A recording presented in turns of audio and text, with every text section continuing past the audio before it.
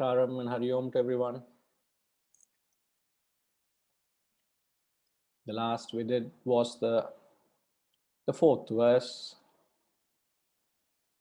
Nalini dalagata jalamatitaralam tadvajjivita matishaya chapalam vidhivyadhyabhimana krastam lokam shokah tam cha samastam. Water on a lotus leaf is extremely unsteady. He compares life to be like a drop of water on a lotus leaf. How precarious the droplet seems to be staying in that lotus leaf. It's extremely unsteady. Any movement it can fall back into that pond, into that sheet of water. He says, so is life, is extremely unsteady. Remember that. He says, please realize that. And he also appeals to our understanding. He appeals to our intellect to look at life and take a stock as to what life is. And he says, understand that the entire world is consumed by disease, which is at the physical level, is smitten with sorrow, is afflicted with sorrow at the mental level, and it is full of conceit, ahankar, arrogance at the intellectual level. Now, I've told that the Guru is giving the Pratipaksha Bhavana, which is the capacity to look at things differently. So he's looking at how life is from his perspective, is his perception to life. And it is very true when we look at life that there is so much of disease, suffering at the physical level. At the mental level, we are constantly traumatized, inflicted with sorrow. And the sorrow arises because of our own emotions.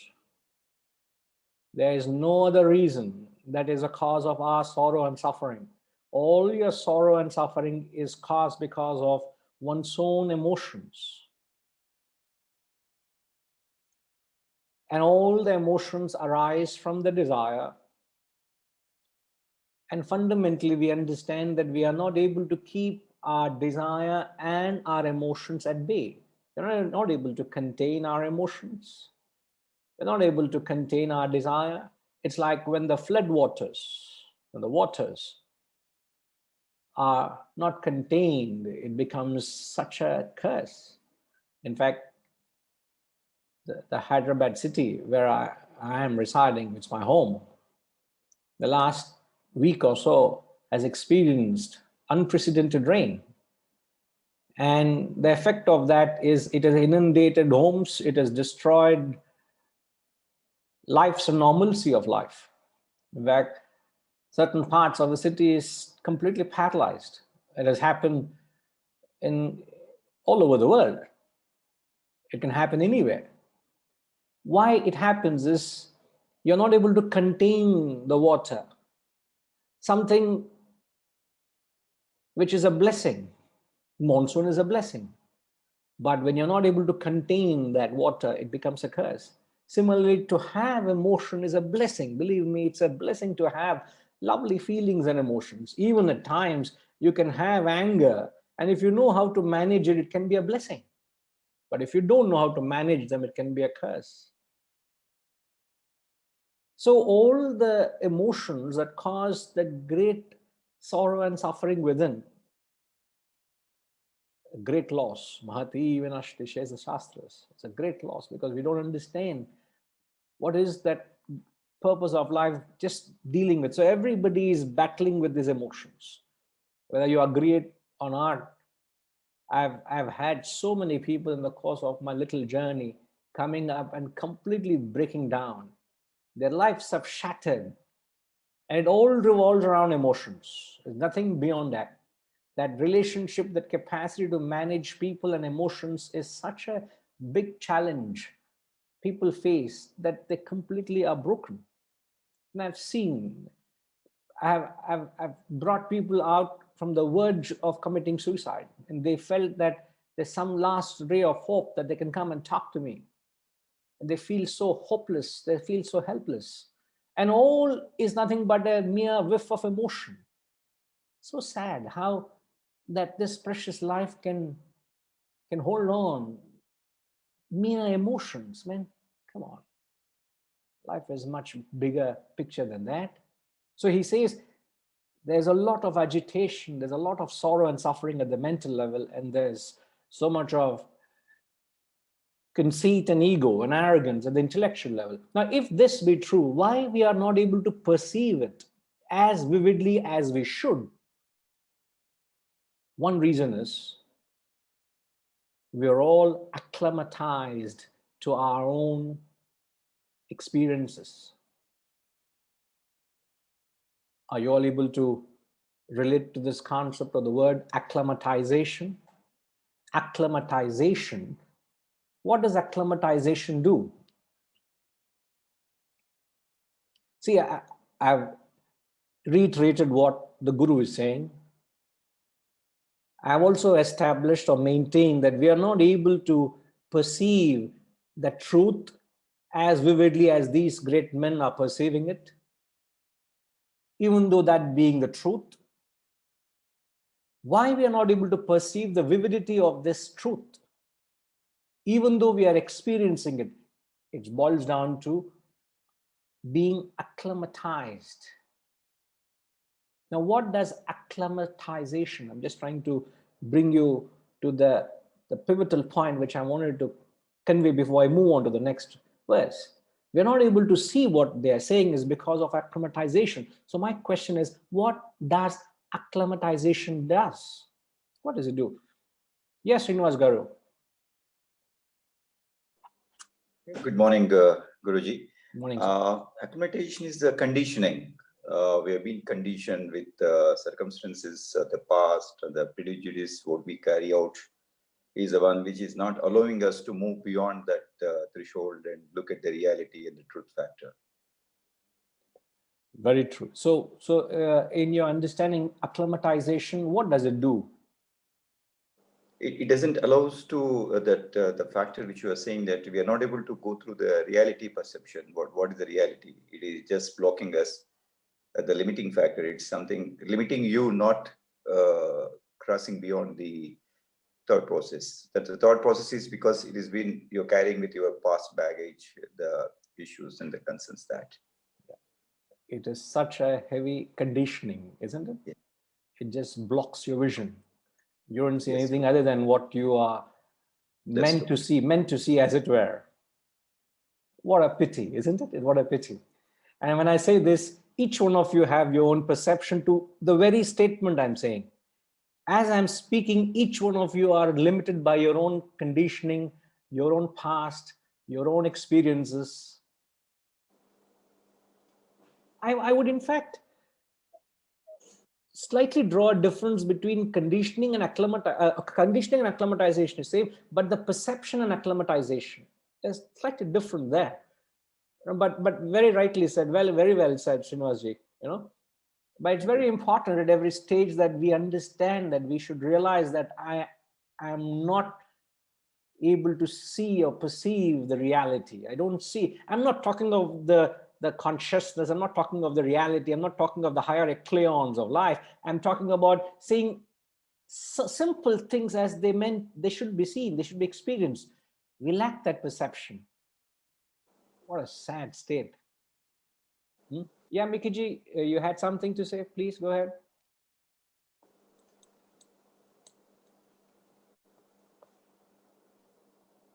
Yeah, I think it's been well covered already, but I was struck when you said acclimatization is that, like, if you look at the Arabs in the desert, you wonder why they live there, but or the Eskimos in the snow. But for the Arabs, that is the climate. It is hot and dry, and for the Eskimos, it is cold and icy, and that's just they're in the flow of things in their situation, and we are also like that. Yeah. And so they don't see anything wrong with it, isn't it? No, they don't. That is a natural state. for them. But when you say natural state, it's worrying to me, because all No, I'm what I trying mean, because what I'm trying to say by acclimatization is acclimatization in an unnatural state. So when you say a natural state, there is a slight contradiction there, isn't it? yeah, I agree. What I meant was that, when you're acclimatized, even an Yeah. unnatural situation becomes natural. You begin Yeah, to very believe true. in it. Yeah. You have covered it well, I must say. Yeah, very true. What seems to be unrealistic, unnatural, becomes almost natural. You accept it.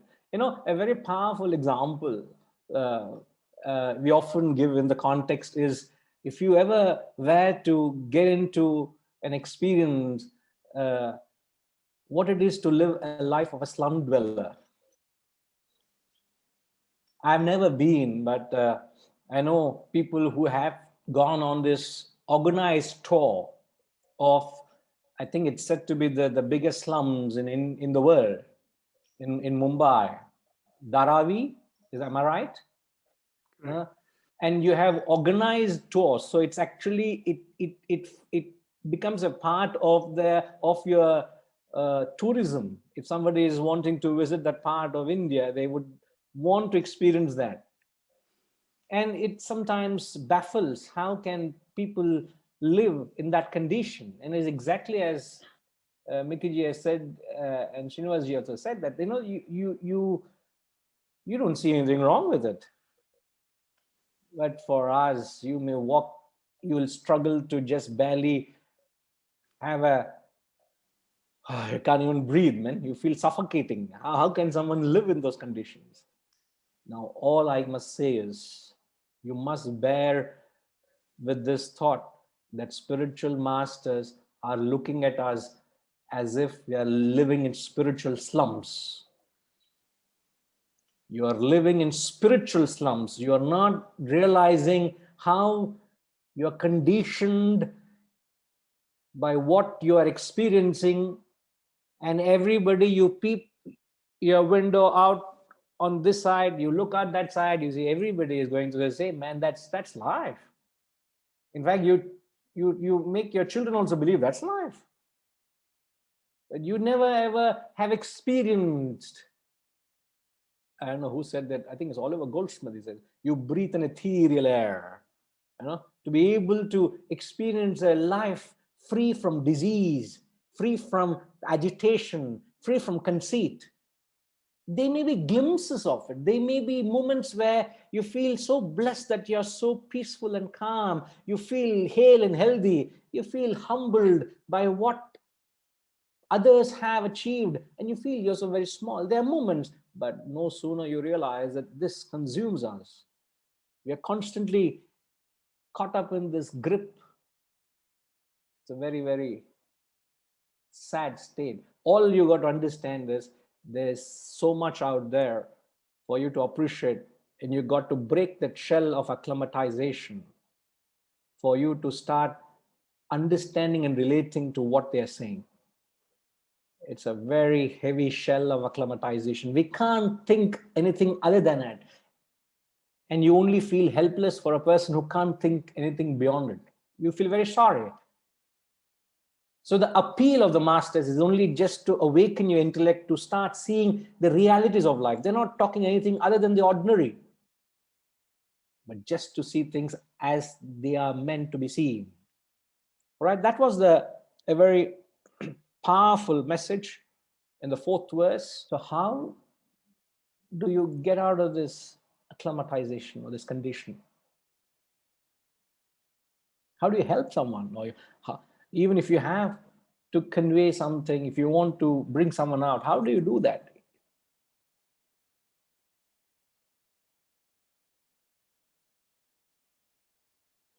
Yes, sir. Please, Vijayaraghavanji. We can't hear you, sir. Sorry. Yes.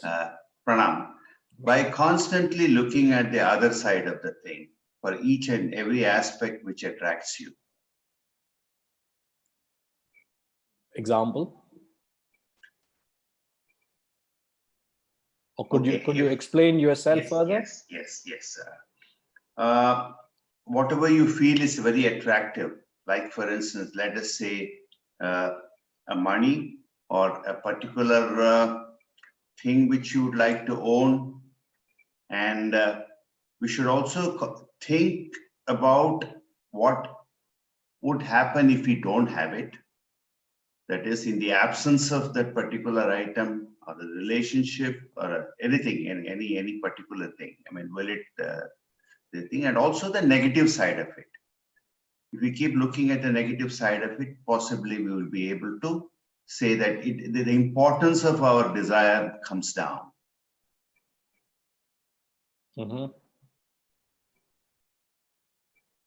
So just trying to convince yourself to be able to gain another perception. Is that what you're saying? To see the other side Yes, of it? because I cannot control what I want, but then I can ask myself, will the world come to an end if I don't have it? Absolutely not. Nothing is going to come to an end. It's a big deal, man. Big deal. Everything goes on. The greatest of gain or greatest of loss means nothing to the world, nothing to you. Make it as if it's everything very important, but nothing holds on, isn't it? Everything keeps passing. That also possibly, Guruji, stops making you thinking, your own thinking as self-centered. Yeah. That you're the most important thing around you. It removes a bit of ego or whatever way I would like to. Yeah, very true. Yes, it's very true. Right, sir. Very well said. Any other thoughts? How do you get rid of acclimatization? How do you help someone? How do you help someone? Venkatji?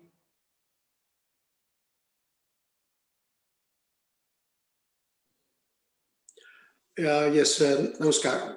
Namaskar. In fact, I have thought about it, and then there's the two aspects of it. One is the mind and the body. One is the body acclimatization. To give you an example, I was in Machu Picchu last November, and it's 10,000 feet above sea level. So the first evening we experienced a light headache, which is what they said you would. But the next day, the next 3 days, we were perfectly okay. So the body got acclimatized to that, the altitude difference. Yes. That is the body acclimatization. The other one is the mind acclimatization. So to answer your question, how do you get out of that? I think it's involuntary, because if something that you wish to or you are expected to, I think the mind works, cooperates, and then get acclimatized to. And then when time comes, it can also deactivate that acclimatization process. So we have that flexibility in the mind to be able to do that. It's very encouraging to say that the mind is very flexible, because Absolutely. all I've learned from the Shastras is the mind is very rigid. No, mind is very flexible. Provided it is directed to do so, isn't it? Correct. Provided, yeah. Left to itself, it, rightly said, sir, very well captured it from both perspectives. But left the mind to itself, what is the trait of the mind, do you know? Since you have mentioned of it, the natural tendency of the mind is? Natural tendency of the mind, it varies individual to individual. Sir, But, natural tendency is the same to all human beings, sir. Is that right? Okay. The nature, your mind, my mind, even a mind of a Mahatma is the same. Everyone's, it's the very nature of the mind. You're talking physiologically, but I thought, let's say you react to situations where, let's say you're in an African jungle. The people who live in Africa, they're not scared of the wild animals. So your mind is not scared. Whereas someone who is visitor, I think when you see something, a wild animal, you're obviously scared. So I don't think in that context, the mind is the same. Yeah, not in that conditioning. I'm not talking of a conditioned mind, but yet the bottom line, if you understand the nature of the mind, is the tendency of the mind is it develops an attachment. Right. And is exactly like the body has developed a conditioning to a certain altitude or certain weather, or whether you are in extreme weathers, or whether it be a desert, or whether you're in Iceland, extreme temperatures, your body has got acclimatized to it. Similarly, the mind has a tendency to develop an attachment to it, and that makes it rigid. It doesn't want to change. That flexibility is lost. Now, so I'm drawing that akin to acclimatization. Acclimatization is nothing but a very profound attachment to a particular thinking or a school of thought or a particular belief system that is operating on the mind. But when you operate from the intellect, now the intellect is able to appreciate these higher values.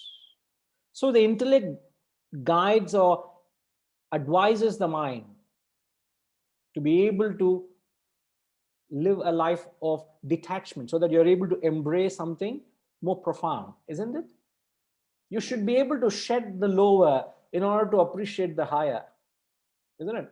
So if you have to influence someone to get over their acclimatization, it is very difficult unless and until the other person is receptive to it. I can't thrust these views onto you if you don't want it, can I? It's impossible. Therefore, the fundamental principle of education, I don't know if I've mentioned this. If I have, if you can recall, what is that principle of education? And you must be mindful of this, because you look at others' lives as conditioning, others look at your life as conditioning, and you're constantly trying to change others from their conditioning, isn't it? Are we not constantly trying to influence others in their thinking, in their lifestyle, in their thought pattern? And that becomes more so worrisome because it's your near and dear. You want to change, you want them to embrace the higher aspects of life, and yet you see they can't. So we're constantly trying to change people, bring them out of their thinking and conditioning and acclimatization, but it doesn't work if you don't understand this principle. So what is that principle of education? We all constantly seem to violate it in some way or the other. At some level or the other, we seem to violate it. There's something unnatural in the way we go about trying to change others or influence others. What is that? It doesn't have to be as technical as I would bring it out, but in your own way, please. What is the unnatural way we go about trying to influence or change others? There's something unnatural about it. What is it? Rajiv ji?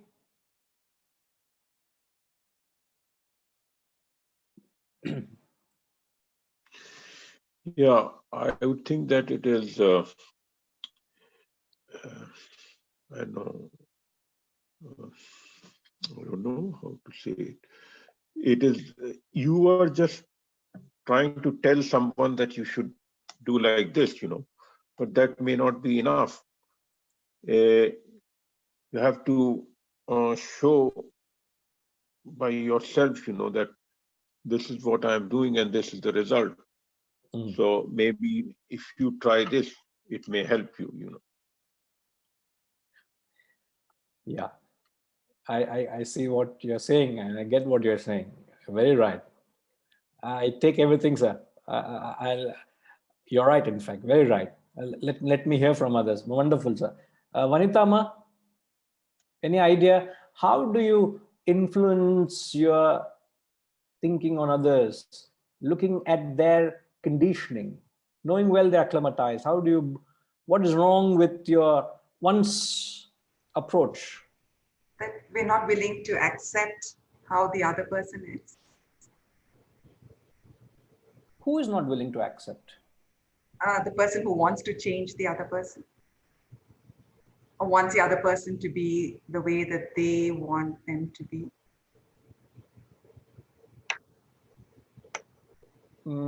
I'm lost. Can you come again, please? No. So we're not willing to accept someone the way they are. All right. So we want them to change to whatever you want them to be. It's not that there's some fancy thought in your head and you want people to behave and dance to your tunes here. All right. Let's say you see someone like the Shastras are looking at and they're saying your whole life is this, man. Please realize that. All right. So you look at your child or look at someone and you see that the child needs guidance and correction. And a child doesn't see, as we don't see something wrong with our lives, exactly the same way.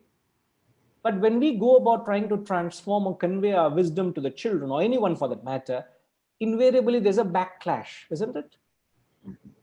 So there's something unnatural in our way about trying to convey this wisdom or this knowledge to others. So where are we going wrong? That's why I'm trying. It's not what you wanted, but genuinely just to convey. You find there's a curtain, there's a wall. You can't penetrate. You can't go through. So how do you where do you think we are going wrong? Because there's nothing wrong in this wisdom. Is there anything wrong in this wisdom?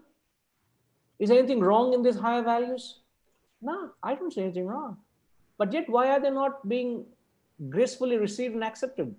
So there's something wrong in our outreach to them. That's my clarification. That's why I'm sorry, I'm repeating the question so that you are able to think along with me. Not that you have got it wrong, but I'm just clarifying further, please. Do you get the picture, Ma? Yeah. Maybe they're not able to understand the way you're saying. I'm not quite sure. All right. Possible that they are not able to understand what we are saying. Possible, yeah.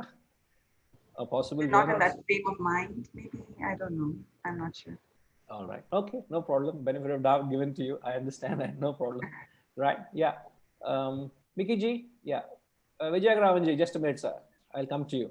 Mickey, sir. Yeah, I think when you were saying what is the mistake that we commonly make, it is that we think we can give knowledge and fill the other person with knowledge. But I think the true purpose of education is to create the desire in the other person to learn. It's more of an inspiration thing than a didactic. I think that's the problem, even a lot of school and college education. Nobody's happy, just, they're all sitting in these organized classes. But once in a while, you meet a teacher who is very different. It's quite rare. Yeah. And they, instead of, filling a vessel, they kind of light the fire. So it's a different mindset. Yeah. Yeah, very well said. Instead of filling the vessel, they light the fire. In fact, you actually are, other day I was referring to a verse. I don't know, it was this class, but I will mention it. Was it this class, Rajima? Where was it? The invocation to the Jnana Slokas where we pay our homage to the great Vyasa. Is it in this class?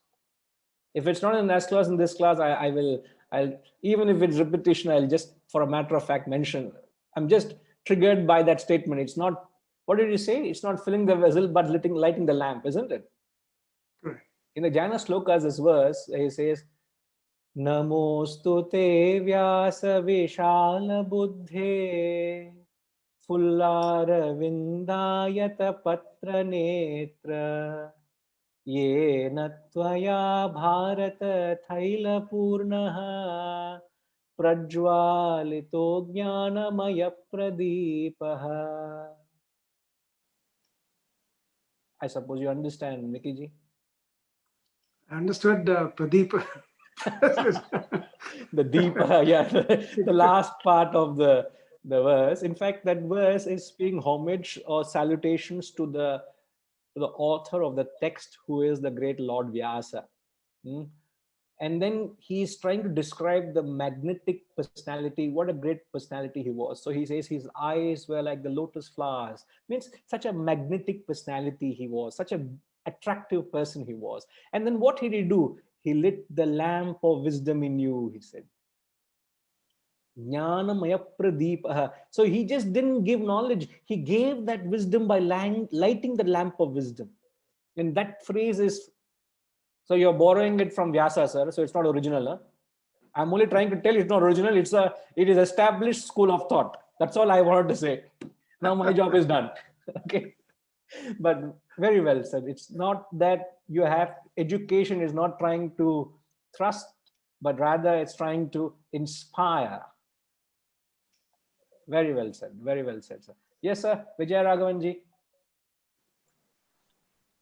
Guruji, the education process to be effective, isn't the primary requisite is that the learner must have total faith and acceptance of the teacher as a teacher?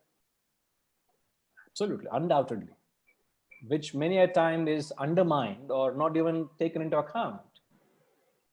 So the recipients' receptacles are not even addressed. The receptacles is whether is the recipient, whether has he got his head and heart very much wanting to receive. So is there that faith? Is there surrender? Is there that Surrender. surrender, as you said, the intellect surrenders, the mind and intellect has faith and surrender. These are the receptacles you need to receive anything.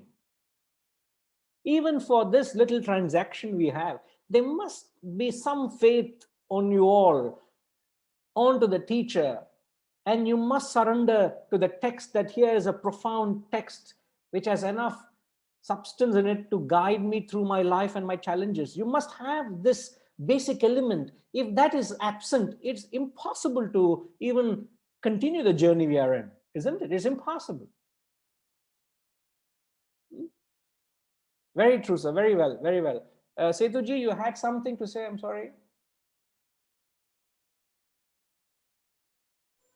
No, I just wanted to say this questioning attitude.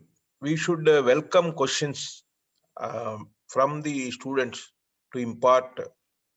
See, in the current education scenario, it is one way. It is the only teacher going on telling.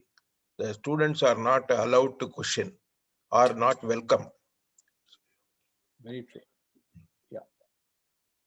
In fact, the very definition of education is to draw out, is not to push in, is not thrusting your views onto others, isn't it? So, and in fact, I do not know whether you have noticed it. It's a very conscious or mindful approach we take in these classes is not to merely take the platform and start lecturing what the texts are saying. It's constantly, if you even go through the recording and see how many questions I have asked you all in the whole class, is just trying to engage, is trying to bring from you, is just trying to get it out of you. And that's how knowledge should be taught. In fact, throughout the Shastras, the knowledge has always been a dialogue between a student and a teacher. And it's always, Vanitama, it's always a student going up to the teacher to seek this knowledge.